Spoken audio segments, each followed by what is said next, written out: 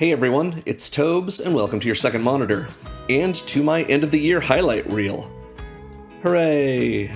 I've been running this channel for a year now, and I'm excited to keep going, but I thought I would take a look back and see what I've done. I want to start by saying thank you to everyone who's been watching. I can't tell you how much it means to me. I so appreciate you, and all the time you've spent with me, hopefully just rolling on your second monitor in the background. So I do a lot on this channel, but the main thing I do is I make commander decks. I started in June last year with the Magic Presents Pride event, and then, about a month in, I started making March of the Machine decks.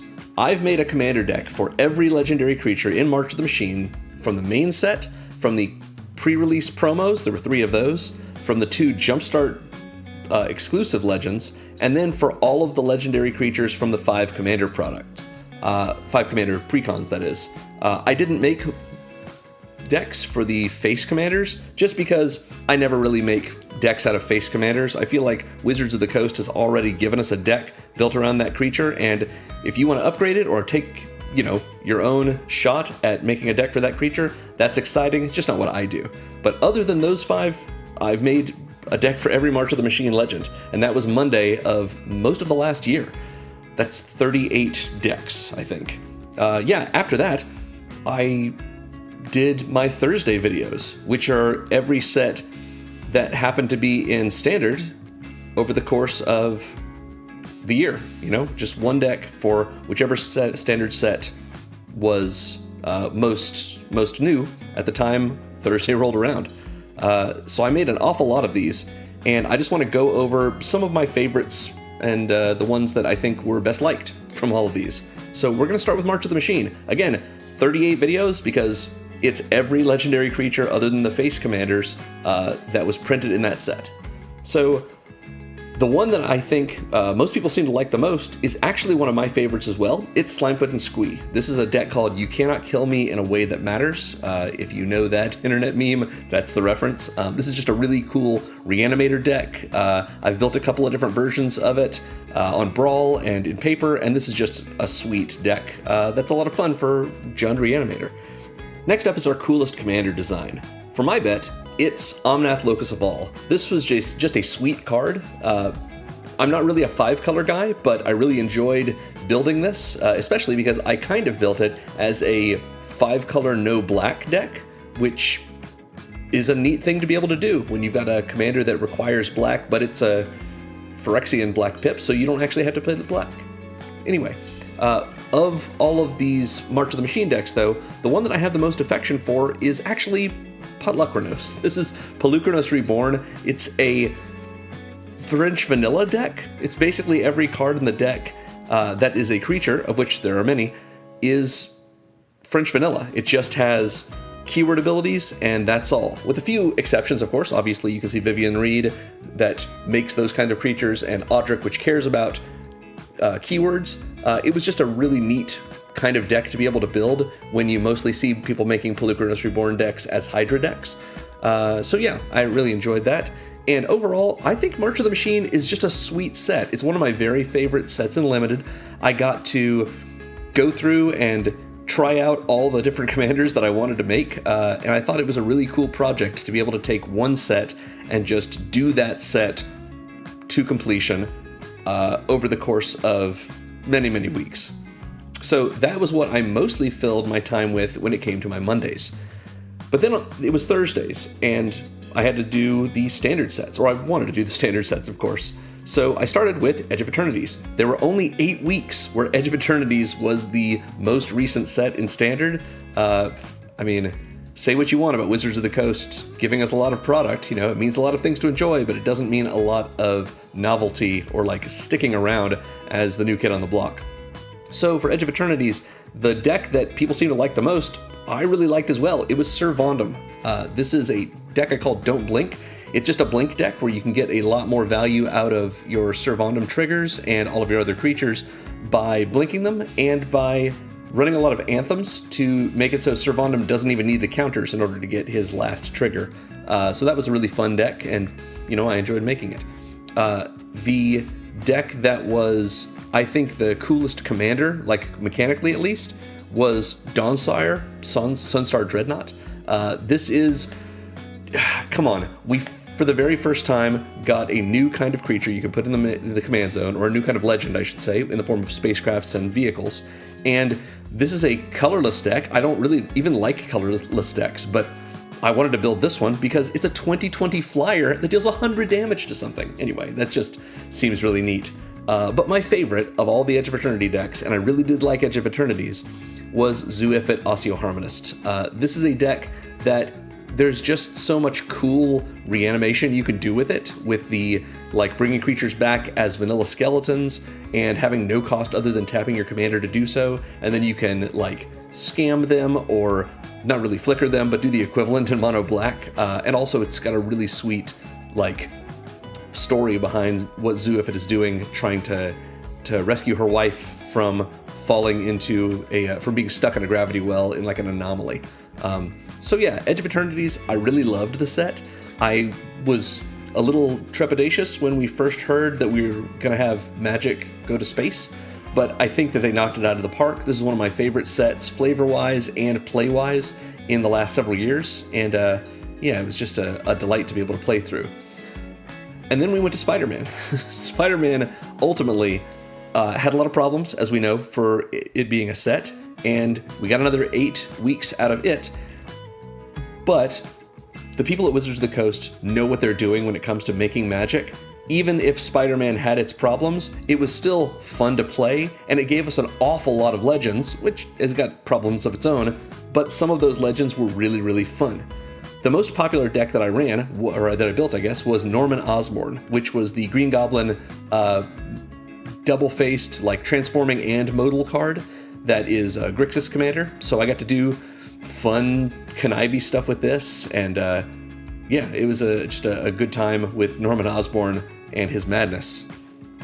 When it came to the deck that I thought had the coolest mechanical options for us, I have to give it to Jackal, Genius Geneticist. This is a deck where, as long as you cast a creature spell with mana value equal to Jackal's current power, Jackal gets a counter, and you make a copy of that spell that isn't legendary. So being able to do lots of doubling, and I used a lot of X spells, spells with creatures with X in their casting cost, to be able to titrate my way up and down to Jackal. It just was a lot of fun to put together and to test. However, my favorite Spider-Man deck that I built was this weird one. I built a deck that works just as well with the Commander Silk Web Weaver and the Commander Spider-Man India, and since they use things that are similar enough but are both very powerful in different ways, I built kind of a Rule Zero partner commander deck, and you can always just run either one of these creatures in the command zone and the other in the 99, but it just seemed like a fun concept that I wanted to try out, so I did, because it's my channel. Yeah, so Spider-Man overall, it had its problems, but there's lots of sweet legends in it, and I touched on 8 of them, so yeah, it was a good time. But after Spider-Man, we got another Universes Beyond set, which was Avatar: The Last Airbender, which is a property that I truly love. I got to rewatch it again with my partner, and just really got to revisit all of the fun and the depth of story and the flavor of that story. So I was excited to get into this, and in a way that I guess I wasn't really surprised at, my most popular deck was Toph, the first Metalbender. She's the most popular character in the series, and I've got my own thoughts about Toph, but her card was really, really cool. Being able to treat your non-token artifacts as lands and then use earthbending with them was a super, super fun deck to build and to play. So yeah, I'm a big fan of this card. And it really was the card that was the most interesting mechanically as well, but if I've got to give it to something else, I would say it's Iroh Tea Master. This was my deck that I released on Christmas Day, because it's a gifts deck. Being able to give your permanents away to your opponents and make increasingly many allies in the process was a lot of fun. I got to do some of the sort of bad gifts archetype, but for the most part, because this is Iroh, it was fun gifts and interesting things to give to people and just sort of share the love. Yeah, but of all my Avatar decks, I think the one that I love the most was the first one I made. This was a deck that was not just an Aang Swift Savior deck. I made 2 versions of it. This was the first deck I put out for all the people who are new players who were just getting into Magic but had been familiar with Avatar. So I built a very low budget deck. I think is probably running about 30 to 40 bucks USD right now. And then I built a second version of it, and they're both in the same video with an upgrade path between them and a lot of explanation for like, here's why you would run these things in the first deck in a way that makes sense to new players, and then here's why you would move to these things in the second deck. And that was just a lot of fun to be able to do like a one deck that gets upgraded kind of video. So yeah, I thought Avatar was super fun to play. The limited environment and the jumpstart environment are both exciting, and it has so many different legends in it, all of which are fun. Yeah, good times with Avatar. But after that, we got to come back to our universes within the Magic multiverse and come back to Lorwyn. Lorwyn Eclipsed was something that people have been anticipating forever, and I was thrilled to be able to go to it. I was not playing in paper. I was on my very large break when Lorwyn block was out, so this was kind of my first exposure to it, other than, you know, random cards in Mystery Booster and in Precons. So the most popular of my decks was Marlin Fey Ascendant, which was a cool card. It's just a deck that you can build as an Elves deck or a Fairies deck or both. I kind of went more of the both action rather than going like harder into Elves, simply because there was another Elf commander I wanted to do later on, which was Morkant. And this was a lot of fun to build and to be able to like steal your opponent's stuff, I guess in a nice way. Anyway, Maryland was a fun time. When it came to the deck that I thought had the coolest mechanics behind it, Irdu, Carrier of Dawn was really sweet. I made a Brawl deck for this, and then for the Brawl Builder Challenge on Magic Arena on that Tuesday of that week, and then 2 days later I released the Commander version, and you really got to see the difference between how a deck plays in Commander and how it plays 1 versus 1 in Brawl. But this card is just a really sweet one, where you get to use Convoke with all your creature spells on the front side, and on the back side you can swap it and give all your creatures persist, and you can go back and forth between the two. Just a lot of fun. And then of all of these, yeah, my favorite was definitely Bree of Clan Stoutarm. Just the incredible Jesper Eisling art is just really inspired me, and being able to build this card and go for like a let's give our friends flying a lifelink and let's get some free friends to help out, it just really felt like it fit the vibe and the story of this card. I just really enjoyed that. Lorwyn Eclipsed was a blast to play, like I mentioned, and really fun to build through, like all of the different flip cards, all of the returning legends from the story before. Just a delight, you know, good vibes, in sort of like springtime vibes when it was the winter. So yeah, I really liked that. And then we left the universes within again, and we went back to New York with the Teenage Mutant Ninja Turtles set. It was set, yeah. Again, much like Spider-Man, it wasn't super well received, but a little bit better received than Spider-Man, I think. And either way, both of those sets had fun cards in them and a fun limited environment. I was a little more thrilled by Spider-Man's Legends than I was TMNT's, but, you know, Spider-Man was around for 8 weeks. TMNT was around for 7, Lorwyn was only around for 6, so let's take a look at these. The one that was most popular was Raph and Mikey Troublemakers. This is a big mana, huge creatures deck that was fun for me to build because I got to do a neat thing where I put sort of a lower number of creatures in my deck than I normally would, because the whole point is being able to ramp out Raph and Mikey and sneak attack out with their attack trigger all the other big creatures, so I wanted to make sure it was like 100% hits. So yeah, that was a good time. When it came to the most interesting of the commanders, the one I thought was coolest was Madam Null Power Broker. This is a really cool mono black deck where when you have a creature enter, if you pay life equal to its power, it gets that many counters. And so there's a lot of ways to like gain life and lose life and pay life and just make huge creatures. So like mono black Stompy, and you're just turning your life total into damage that your opponents are taking. That just seems like a lot of fun. And then of all of my TMNT decks, my favorite one was the Neutrinos. This is a sweet Boros Blink aggro deck being able to take advantage of creatures leaving the battlefield and re-entering the battlefield. It was a lot of fun to build and a lot of fun to test. So yeah, I was a big fan of this. Like I mentioned, the TMNT set was not, I don't think, many people's favorite, but you've got to appreciate Universes Beyond for bringing people in from different fandoms. You know, I think the people that came in for Spider-Man have some overlap with the people that came into Magic from the Ninja Turtles, but I think that there's enough disparity between the two that this is just a great way to bring people in. And, you know, not to mention that we get to see a lot of weird creatures that I had no exposure to because I'm not part of this fandom. So yeah. After Ninja Turtles came Secrets of Strixhaven, which I'm not going to cover in this deck because it's not done yet. We're in the middle of Secrets of Strixhaven standard. So I released my 6th video for it yesterday, and I've got 4 more to go. I'm doing, if you haven't already guessed, 2 videos for each different college of Strixhaven, with creatures from, 2 creatures representing each college. So I'm having fun going through those, and I really loved original Strixhaven, so I'm looking forward to finishing this out. And yeah, so that's all of my standard videos that I've made standard sets that I've made commander decks for. But it's not the end of my commander decks, because I also made, like I mentioned at the top of the video, 5 decks for Magic Presents Pride at the beginning of my channel last year. That's how I started this channel. I made 2 decks for holidays, one for last Halloween and one for last sort of Christmas season.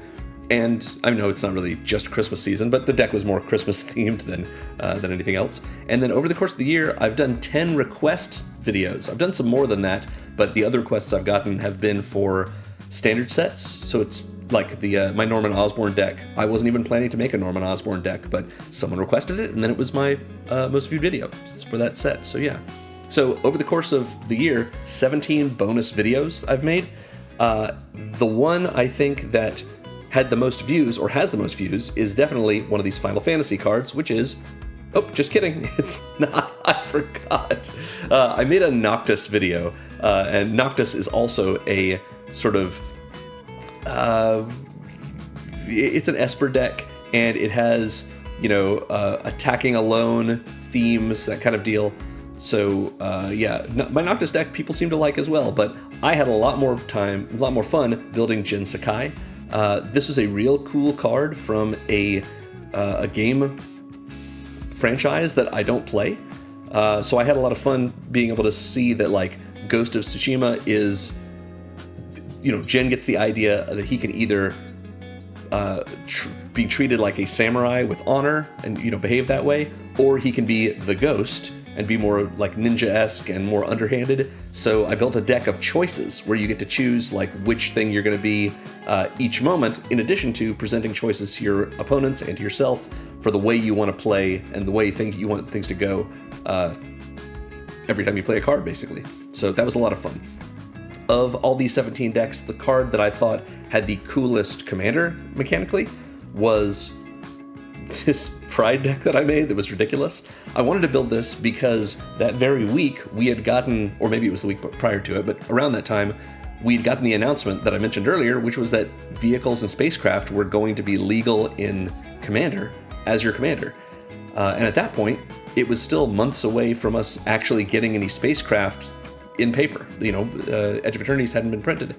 So I built a deck with Captain Rex Nebula piloting the Sarima, which during that whole video I pronounce it as the Sariema because I had not heard any of the podcasts for it. I still think Sariema may be a cooler pronunciation, but that's just me. But anyway, Captain Rex Nebula is from Unfinity. I know Unfinity's not a popular set, but I really like it. It was the first unset that was released when I was playing in paper and like aware of these sets. So it's just a sweet card and a really cool deck that the Sarima supports. So yeah, I had a great time with that. But as for my favorite deck of all of these, it's hard to say that it's anything other than the Feldon of the Third Path deck I made. This is a mono-red Artifact Reanimator deck that is based around Feldon's backstory of trying to find trying to get his wife Lorwyn to come back from having died during the Brothers' War, or really after the Brothers War events, but the similar span of time.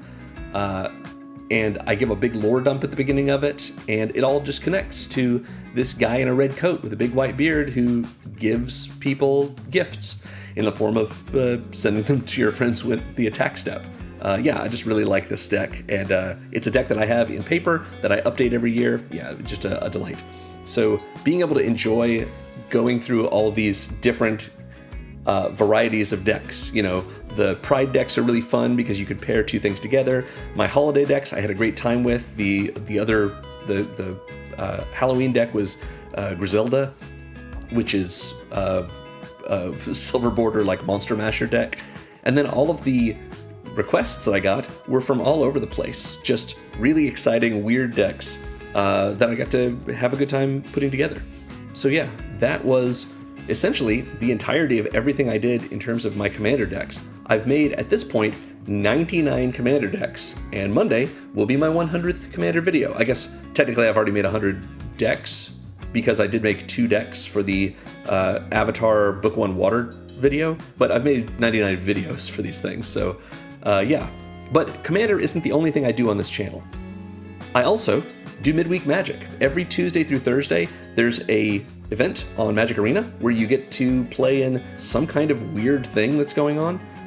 It is never truly clear what it's going to be week to week, and they've started telling us ahead of time, beyond just a few weeks in the last couple of sets, so we can plan out what we're going to be doing. But I've gotten 50 different videos of that, and I want to go through a few of them.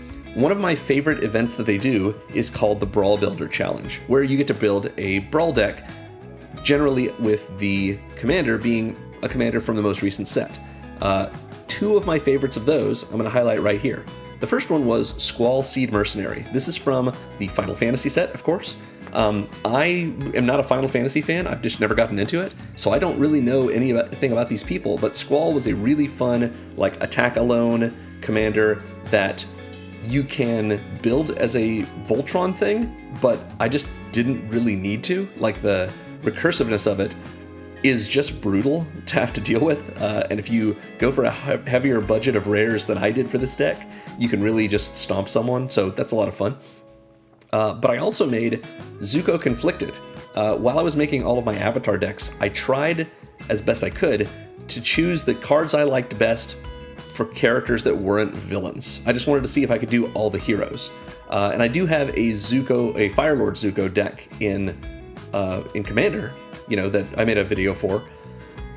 But I wanted for Brawl to get the closest I could to being a villain without sort of going over the line. And this is Zuko at the end of Book 2 trying to decide, and I guess in this picture he's already decided to side with Azula, but he's not 100% either way. So this was a fun deck to build around with a cheap, powerful commander that you eventually have to give away to your opponent, but you can do some tricks with that too. So that was a lot of fun. There are other weird events that happen on Arena, like Chromatic Start Standard, which is you get a Chromatic Star in play during your first upkeep, and then otherwise it's just a standard game. Or there's also Slow Start Standard and several other different interesting variant weird events. So I enjoyed those. My favorite of those was this 5-star cuisine deck. It's just a Golgari food deck that I played the heck out of for months after I built it, just on Arena in general, having a lot of fun with life gain and food synergies between Wilds of Eldraine and Bloomborough and Foundations. So that was a lot of fun. But there are also just neat regular formats in Magic Arena. When we get to have things like Standard Pauper or Historic Artisan kinds of Midweek Magic events, those are a lot of fun. And for this one, I built a deck I called Melting Faces. It was my idea, or it was my first real attempt to build a sort of red burn deck that would help me get over my impulse to use my removal spells on opponent's creatures rather than on the opponent themselves. And it was a fun way of feeling my brain sort of cramp up and say, no, that thing is going to kill me. And I have to remind myself, well, but I can flame lash their face, and then I probably kill them a lot faster. So lots of fun and a different way to try things, especially because it's Pauper. It's very easy to craft on Arena. It's all commons. So next, I want to talk about what the future holds. I have a couple of different things that are coming up, but a lot of it is sort of more of the same. So when it comes to Commander, I'm going to be doing the same release a Commander deck every Monday and every Thursday as much as I'm able to. Obviously stuff comes up in life, but if I'm able to do it, I'm going to. I haven't missed one of those yet since I started, so I'll try not to. My Mondays for the next month of June are going to be more Pride decks. There's 5 more Mondays in this June, so I'm going to do 5 Pride decks. I'm probably going to revisit some of my first ones just because I've learned a lot in the last year of building nearly 100 Commander decks. So I want to give some upgrades and facelifts to a few of those. And then, starting in July, I want to do a different set the same way I did March of the Machine. And I have a big, ambitious plan for the set I've chosen, where I go through and I make a deck for every single legend printed in that set that's legal to be a Commander. So yeah, it's gonna be I'm not sure if it's gonna work, but I'm gonna try it.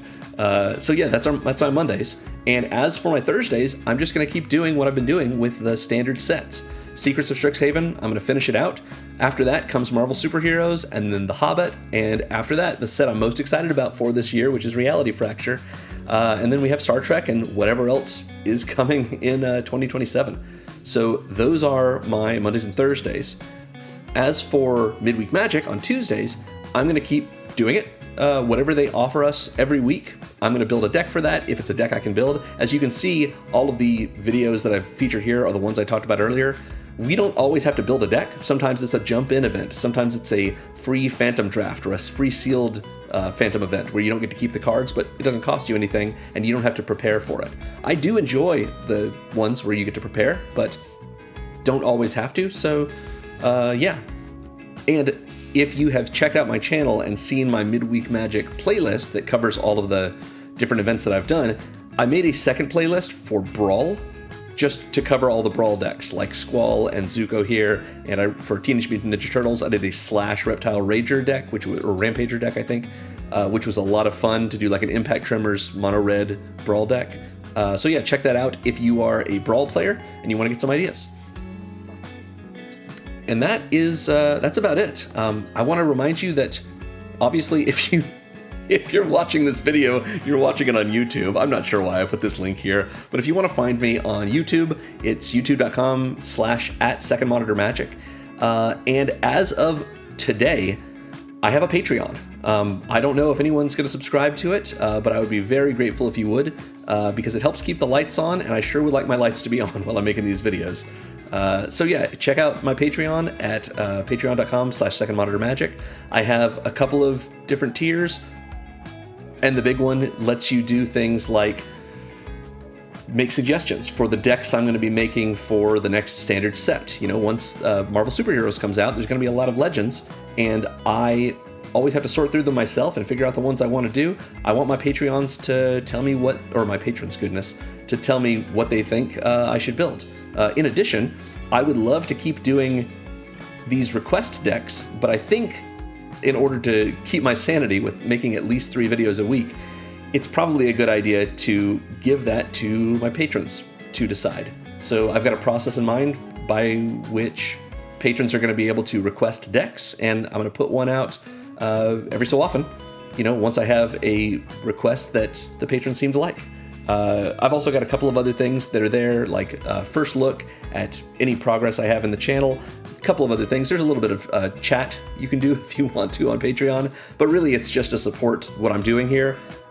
Just like if you want on YouTube, you can become a member of the channel, which gives you access to the ability to see my videos as soon as I post them rather than whenever they're scheduled to go up. So yeah, if you want to support the channel, like and subscribe. ring the bell if you want to be notified when my videos go live. Consider becoming a member of the channel on YouTube, and consider joining my Patreon. Both of those are options. And remember most of all that magic is fun. You should play more Magic.